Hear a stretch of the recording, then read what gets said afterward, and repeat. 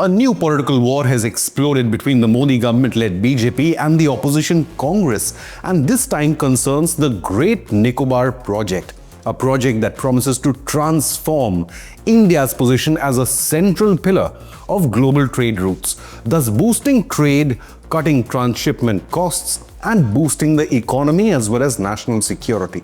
In a stern response to Congress leader Rajya Sabha MP Sonia Gandhi's editorial questioning the Great Nicobar Project, BJP's National Secretary Anil Antony slammed the Congress party, saying, quote, "Over a decade later, on what basis and on whose behalf do you, your family and your Congress party now consider a project of such vital national security importance to have been a misadventure?"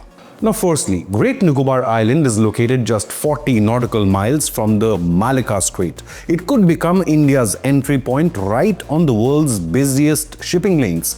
Barely 150 miles from Indonesia, its location is close to the geographical choke point of Malacca Strait, also called China's Achilles heel. The proposed deep water terminal here could become India's Hong Kong, an expansive shipping port catering to the rest of the Indian subcontinent, as well as becoming a hub for countries bordering the Bay of Bengal, including Bangladesh, Myanmar, Thailand, Malaysia, and Indonesia. So why is the Congress party opposing it? Has the project been cleared? How much does it cost? When will it be ready?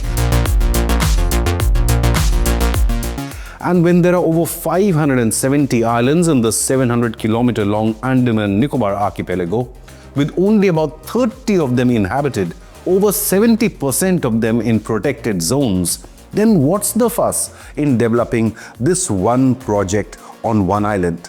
BJP's Anil Antony also highlighted that the Naval Air Base Station INS Baz was commissioned at Campbell Bay in Great Nicobar in the year 2012 under the UPA government and under Sonia Gandhi's chairmanship. Another BJP member, Ashok Singhal, the cabinet minister of Assam, also slammed the party, alleging that the Congress has a history of opposing projects that are of national importance. Sonia Gandhi may have sparked a political storm, but what did the Congress leader actually write in the editorial published by The Hindu? In her article titled "The Making of an Ecological Disaster in the Nicobar," Sonia Gandhi is seen criticizing the Nicobar development project, declaring it as a misplaced 72,000 crore expenditure that poses an existential danger to the island. She wrote, quote, "The totally misplaced 72,000 crore rupee expenditure poses an existential danger to the island's indigenous tribal communities, threatens one of the world's most unique flora and fauna ecosystems, and is highly susceptible to natural disasters. Nevertheless, it is being insensitively pushed through, making a mockery of all legal and deliberative processes," unquote. The question is, are her claims valid or potentially motivated? Let's take a look at what the Great Nicobar Project is all about. Apart from the politics, let's take a look at the merits behind it.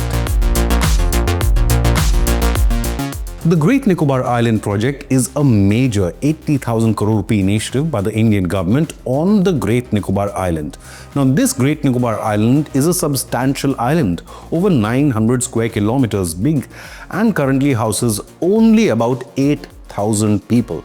Most of the island is covered in dense rainforests, just like every other island in the chain. It also hosts INS Baz, which is the Indian Navy's air station under the Joint Tri-Services Command, and is crucial not just for monitoring any Chinese activity in the Malacca Strait, but also for deep patrols over Bay of Bengal and the entire Indian Ocean region. The Great Nicobar Project, spearheaded by Niti Aayog along with Andaman and Nicobar Islands Integrated Development Cooperation. The project is aimed at holistic development and strategic positioning, featuring an international container transshipment terminal, a greenfield international airport, an energy power plant, and even a large township. The project was formally launched in 2021, and it reportedly received some of its required environmental and forest clearances the following year in 2022 with conditions. According to reports, the project obtained environmental clearance for its first phase from the Ministry of Environment, Forest and Climate Change in early 2022 after conducting an environmental impact assessment and holding public hearings involving local stakeholders and tribal council representatives. There have been critiques and ongoing debates over the extent of approvals, especially regarding forest clearances and the protection of tribal and ecological rights. The island is home to the Shompen and the Great Nicobarese tribes, and it has been the government policy of the Indian government to leave them undisturbed. This was done in order to preserve the indigenous tribal population of the region, categorized under the category of particularly vulnerable tribal groups. Moreover, according to reports, most of the approvals are in the final stages now, but more are planned ahead. With major roadblocks being cleared, large company investments are likely.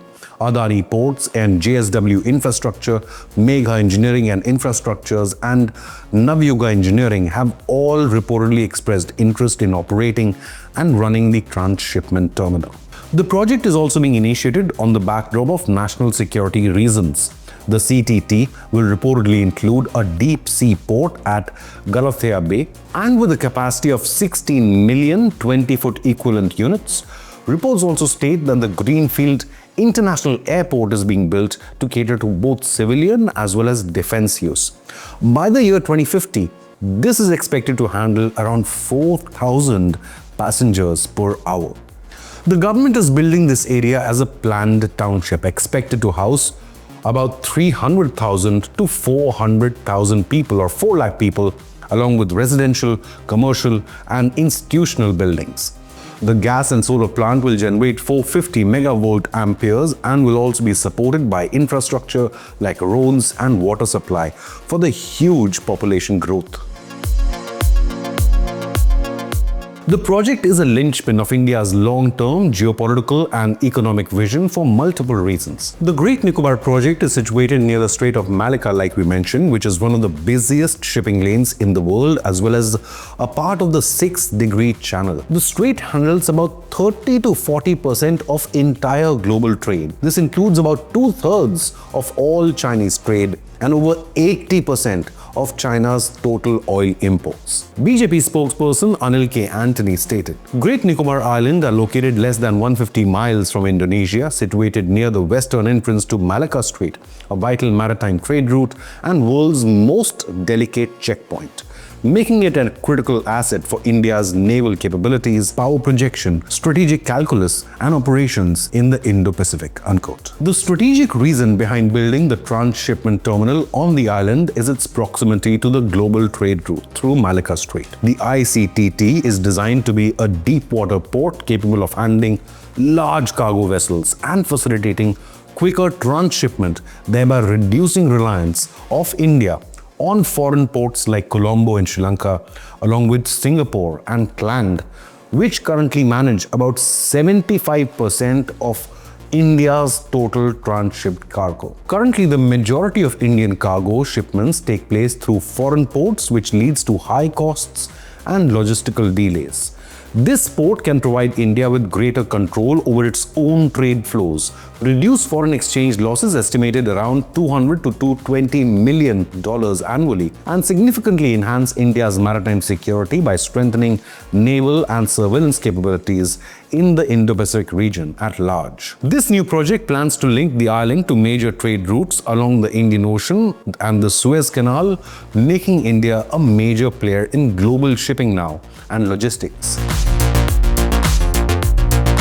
Now, India's major ports currently handle the record 853.5 million tons of cargo, with around 657.7 MMT being overseas cargo in the financial year 2024-25. However, around 75% of India's own transshipment cargo is routed through foreign ports. This is due to two reasons. Firstly, lack of adequate domestic deep-water transshipment capability, and secondly, the distance of ports in India like Mumbai, Gujarat or even Kolkata from global shipping lanes in the Indian Ocean. Approximately 95% of India's international trade by volume and 70% by value moves through its ports. However, India remains highly dependent on external terminals for efficient container transshipment. Aside from trade, this region could also stand as a leverage against China. China has been seeking to increase its influence in the Indo-Pacific by investing massively in ports right across, all the way from Myanmar to Sri Lanka, Africa and Pakistan. So having a world-class port near the Strait of Malacca can be of very vital strategic advantage for India amid regional tensions. The Great Nicobar Project eventually is not just about development, it's also about national security. The island already has the Navy's INS Bars air base, and now plans are in place to expand airfields, build new jetties, storage and logistics hub, as well as facilities for Indian military personnel and surveillance systems. This will give India stronger control and faster response capabilities in the Indian Ocean, especially across the Andaman Sea and Bay of Bengal.